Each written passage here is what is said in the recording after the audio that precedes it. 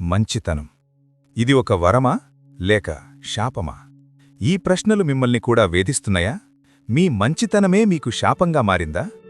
మీరు సహాయం చేసిన వ్యక్తే అవసరం తీరాక మీ మొహం చూడటం మానేశారా? మీరు ప్రాణంగా నమ్మినవారే మిమ్మల్ని వెన్నుపోటు పొడిచారా? అప్పుడు నిద్రపట్టని రాత్రుల్లో మీ మనసులో ఒకే ఒక ఆలోచన తిరుగుతుంది. నేను మంచిగా ఉండటం తప్ప ఈ కలియుగంలో మంచితనానికి విలువలేదా? లేదు మిత్రులారా, తప్పు మీది కాదు. తప్పు మీ మంచితనంలో లేదు. తప్పు మీకు తెలియని ఒక రహస్య సూత్రంలో ఉంది. ఈరోజు భగవద్గీత మరియు మానవ మనస్తత్వం, హ్యూమన్ సైకాలజీ ఆధారంగా మీ మంచితనాన్ని మీ బలహీనత నుండి మీ అత్యున్నత శక్తిగా ఎలా మార్చుకోవాలో తెలుసుకుందాం. ఈ వీడియోలో మనం 3 దశల్లో ప్రయాణిస్తాం. 1. వ్యాపారమా, బంధమా? మీరు చేస్తున్న అసలైన పొరపాటేంటి? 2. కాస్మిక్ బ్యాంక్, మీ కర్మ ఎలా తిరిగి వస్తుంది? 3. ద లయన్ యాటిట్యూడ్, సింహంలా ఎలా బతకాలి? ఇది కేవలం మోటివేషన్ కాదు, ఇది మీ రీప్రోగ్రామింగ్. చివరి వరకు చూడండి. మొదట ఒక చేదు నిజాన్ని మింగడానికి సిద్ధంగా ఉండండి. చాలామంది మంచివాళ్లు బాధపడటానికి కారణం వాళ్ల మంచితనం కాదు, వాళ్ల అంచనాలు, ఎక్స్పెక్టేషన్స్. మనం తెలియకుండానే మన సంబంధాలను ఒక వ్యాపారంలా మారుస్తున్నాం. దీన్నే ద హిడెన్ కాంట్రాక్ట్ అంటారు. మీరు అవతలి వ్యక్తికి హ్యాండ్ షేక్ ఇవ్వట్లేదు, మీ అంచనాలనే హ్యాండ్ కఫ్స్ వాళ్లకి వేస్తున్నారు. దీన్ని బాగా గమనించండి. మీ దుఃఖానికి మూల కారణం ఒకే ఒక్క పదం, కాబట్టి.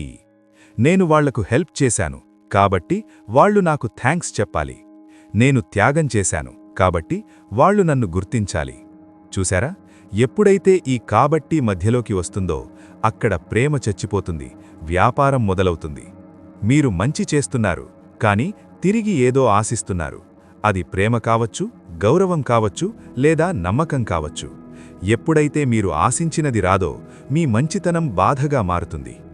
ఇప్పుడు మిమ్మల్ని మీరు ఒక ప్రశ్న అడగండి. మీరెవరు? మీరు వ్యాపారిలా త్రాసుపట్టుకొని కూర్చున్నారా? నేను ఇంత ఇచ్చాను, నాకు ఎంత వచ్చింది అని లెక్కలు వేస్తున్నారా? వ్యాపారులు ఎప్పుడూ భయంతో బతుకుతారు. లేక మీరు రాజులా ఉన్నారా? రాజు తూకం వేయడు, రాజు దానం చేస్తాడు. రాజు దగ్గర అప్పు ఉండదు, కేవలం ఔదార్యముంటుంది. గుర్తుంచుకోండి మిత్రులారా, రాజులు దానం చేస్తారు, వ్యాపారులు అప్పిస్తారు. మీరు రాజులా ఉండాలనుకుంటున్నారా? వడ్డీ వసూలు చేసే వ్యాపారిలా ఉండాలనుకుంటున్నారా? సరే, మరి తిరిగి ఆశించకపోతే మనకు నష్టం కదా? మనం చేసే మంచికి గుర్తింపు దొరకనప్పుడు కలిగే సహజమైన సందేహం ఇది. కానీ ఇక్కడే కర్మ సిద్ధాంతం యొక్క అసలైన మ్యాజిక్ దాగి ఉంది. విశ్వాన్ని ఒక భారీ సెంట్రల్ బ్యాంక్లా ఊహించుకోండి. మీరు చేసే ప్రతి మంచి పని, ఒక చిన్న సహాయం, ఒక ఓదార్పు, ఒక చిరునవ్వు, అన్నీ ఆ బ్యాంక్లో డిపాజిట్ అవుతున్నాయి. ఇక్కడ లాజిక్ చాలా సింపుల్. మీరు ఎవరికైతే సహాయం చేశారో వాళ్లే మీకు తిరిగి ఇవ్వాల్సిన అవసరం లేదు. మీరు ఏ అనే వ్యక్తికి సహాయం చేస్తే ఆ ఫలితం బి అనే వ్యక్తి ద్వారా లేదా సి అనే రూపంలో మీ దగ్గరికి రావచ్చు. ఉదాహరణకు, మీరు ఆఫీసులో ఒకరికి హెల్ప్ చేశారు, వాళ్లు మిమ్మల్ని మోసం చేశారు. పర్లేదు, బాధపడకండి. మీరు చేసిన సహాయం వృధా పోలేదు, మీ కర్మఖాతాలో పుణ్యం జమ అయింది. విశ్వం చాలా న్యాయంగా ఉంటుంది. మీ అడ్రస్ దానికి తెలుసు. మీ చెక్కు ఎవరి ద్వారా పంపాలో, ఎప్పుడు పంపాలో కూడా దానికి స్పష్టంగా తెలుసు. ఆ చెక్కు ఎలా వస్తుంది? డబ్బు రూపంలోనే రావాల్సిన పనిలేదు. రేపు మీకు జరగాల్సిన ఒక పెద్ద ప్రమాదాన్ని తప్పించి మిమ్మల్ని కాపాడవచ్చు, లేదా మీ పిల్లల రూపంలో మీకు అద్భుతమైన విజయం అందించవచ్చు. కురుక్షేత్రంలో అర్జునుడికి ఇచ్చిన అంతిమ ఆయుధం ఇదే. గీతలో కృష్ణుడు చెప్పిన పరమ రహస్యం, కర్మణ్యేవాధికారస్తే మా ఫలేషు కదాచన. మనం ఈ శ్లోకాన్ని 100 సార్లు విన్నాం, కానీ దాని లోతును మిస్సయ్యాం. దీని అసలు అర్థం ఏమిటి? ఫలితాన్ని వదులుకోవాలా? కాదు. దీని అర్థం, ఫలితం కోసం బతిమాలకండి. Don't beg for results. మీ స్వభావం సూర్యుడిలా ఉండాలి. సూర్యుడు పూలతోట మీద ప్రకాశిస్తాడు, చెత్తకుప్ప మీద కూడా ప్రకాశిస్తాడు. చెత్తకుప్ప మీద పడ్డానని సూర్యుడు బాధపడడు, ఎందుకంటే ప్రకాశించడం సూర్యుడి స్వభావం, అవతలి వస్తువుతో సంబంధం లేదు. వెలుగునివ్వండి, కాని ఎవరికి వెలుగునిస్తున్నాను అని లెక్కలు వేయకండి. మీరు మంచివారు కాబట్టి మంచి చేయండి, ఫలితం విశ్వం చూసుకుంటుంది. అయితే మిత్రులారా, ఇక్కడే ఒక ప్రమాదకరమైన సందేహం రావచ్చు. మీ మనసులో ఒక ప్రశ్న మెదులుతూ ఉండవచ్చు. సార్, సూర్యుడిలా ఉండమన్నారు, బాగానే ఉంది. కానీ లోకంలో అందరూ మంచివాళ్లు కాదు గదా? ఎవరొచ్చి నన్ను మోసం చేసినా, నా తలమీద కొట్టినా నేను మౌనంగా భరించాలా? మంచితనమంటే చేతకానితనం కాకూడదు గదా? కాదు, ఖచ్చితంగా కాదు. మంచితనం వేరు, అమాయకత్వం వేరు. మన ధర్మంలో మంచితనం ఎంత ముఖ్యమో వివేకం కూడా అంతే ముఖ్యం. దీనికి రామకృష్ణ పరమహంసగారు చెప్పిన ఒక అద్భుతమైన కథ ఉంది. ఈ కథ మీ జీవితాన్ని రక్షిస్తుంది. వినండి. ఒక అడవిలో ఒక విషసర్పం ఉండేది. అది ఆ గారిలో వెళ్లేవారందర్నీ కాటేసేది. ఒకరోజు ఒక సాధువు ఆ పాముకి జ్ఞానోపదేశం చేశాడు. ఎవర్నీ హింసించకు, మంచిగా ఉండు అని చెప్పాడు. సాధువు మాటమీద గౌరవంతో ఆ పాము కాటువేయడమే కాదు, బుసకొట్టడం కూడా మానేసింది. అది చూసి ఊరిజనం భయం పోయి దాన్ని రాళ్లతో కొట్టడం, తోకపట్టుకుని నేలకేసి బాదడం మొదలుపెట్టారు. పాము రక్తం కక్కుకుని కదలలేని స్థితిలో చావుబతుకుల్లోకి వెళ్ళిపోయింది. కొన్నాళ్లకు ఆ సాధువు మళ్లీ వచ్చాడు. పాము పరిస్థితి చూసి షాక్ అయ్యాడు. ఎందుకు నీకీ దుస్థితొచ్చింది అని అడిగాడు. పాము ఏడుస్తూ చెప్పింది, స్వామీ, మీరే కదా మంచిగా ఉండమన్నారు, అందుకే నేను ఎవర్నీ కరవలేదు. అప్పుడా సాధువు నవ్వి ఇలా అన్నాడు, ఓరి మూర్ఖుడా, నేను నిన్ను కాటు వెయ్యొద్దు అని మాత్రమే చెప్పాను. నిన్ను నువ్వు రక్షించుకోవడానికి బుసకొట్టొద్దు అని చెప్పలేదు గదా. మిత్రులారా, ఇదే అసలైన సెల్ఫ్ మాస్టరీ రహస్యం. మీరు కూడా ఆ పాములాగే ఉండాలి. మీ మనసులో ఉన్న విషాన్ని తీసేయండి, కానీ మీ బుసను అంటే బౌండరీస్ను కాపాడుకోండి.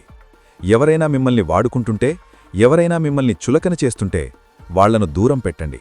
అది మీ ఆత్మరక్షణ. మిమ్మల్ని మీరు కాపాడుకోలేని మంచితనం అది మంచితనం కాదు, అది చేతకానితనం. ఇప్పుడు ఈ ఆత్మరక్షణను మానసికంగా ఎలా ఆచరించాలి? పాశ్చాత్య దేశాల్లో ఒక థియరీ ఉంది, ద గార్బేజ్ ట్రక్ రూల్. కొంతమంది మనుషులు చెత్తలారీల్లాంటివారు. వాళ్ల మనసు నిండా అసహనం, కోపం మరియు అశాంతి అనే చెత్త నిండి ఉంటుంది. ఆ చెత్త నిండిపోయినప్పుడు దాన్ని డంప్ చేయడానికి వాళ్లకొక చోటు కావాలి. మీరు మంచివారు కాబట్టి మీరు వాళ్లకొక డస్ట్బిన్ లాగా కనిపిస్తారు. దీనికి గౌతమ బుద్ధుడి జీవితంలో జరిగిన ఒక అద్భుతమైన సంఘటనే సమాధానం. ఒకసారి ఒక కోపిష్టి వ్యక్తి బుద్ధుడి దగ్గరకు ఆవేశంగా వచ్చాడు. వస్తూనే బుద్ధుణ్ణిను వేలెత్తి చూపిస్తూ దారుణంగా తిట్టడం మొదలుపెట్టాడు. నీకు పనీపాటాలేదు, పైగా అమాయకమైన యువకులను నీ పిచ్చి బోధనలతో చెడగొడుతున్నావంటో అవమానించాడు. అక్కడ ఉన్న శిష్యులకు రక్తం మరిగిపోయింది. వాళ్లకు విపరీతమైన కోపం వచ్చింది. ఆ వ్యక్తిని కొట్టడానికి సిద్ధమయ్యారు. కాని బుద్ధుడు వారిని చేతిసైగతో వారించారు. ఏమీ మాట్లాడకుండా చిరునవ్వుతో అలాగే కూర్చున్నారు. బుద్ధుడి మౌనం చూసి ఆ వ్యక్తికి పిచ్చి కోపం వచ్చింది. నేను ఇంత తిడుతున్నా నీకు చీమ కుట్టినట్లు కూడా లేదా? సిగ్గనిపించడం లేదా అని అరిచాడు. అప్పుడు బుద్ధుడు ఆ వ్యక్తి కళ్లలోకి సూటిగా చూస్తూ ప్రశాంతంగా ఒక ప్రశ్న అడిగాడు. నాయనా, నువ్వు ఎవరికైనా ఒక బహుమతి కొనిచ్చావని అనుకుందాం. అవతలి వ్యక్తి ఆ బహుమతిని స్వీకరించకపోతే ఆ బహుమతి ఎవరి దగ్గర ఉంటుంది? అయోమయంగా, ఇంకెవరి దగ్గర? నా దగ్గరే ఉంటుంది అన్నాడు.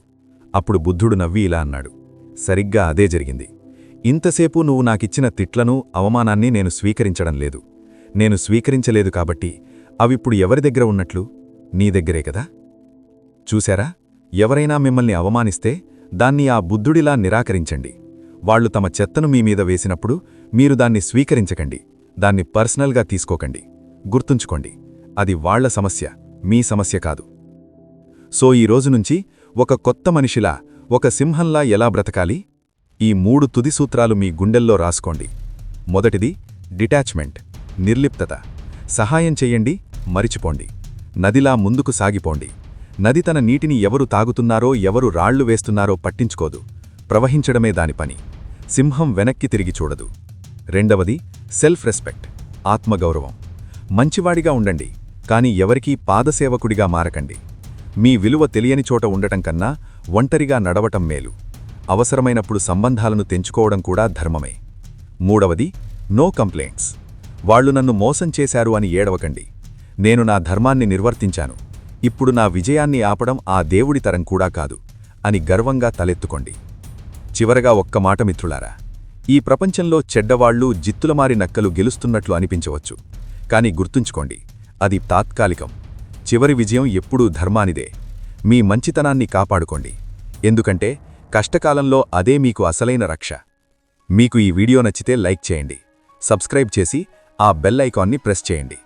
కామెంట్స్లో మీ వైఖరిని తెలియచేయండి. మీ విజయాన్ని కాంక్షిస్తూ నేను మీ కరుణాకర్ నార్లా. జై హింద్.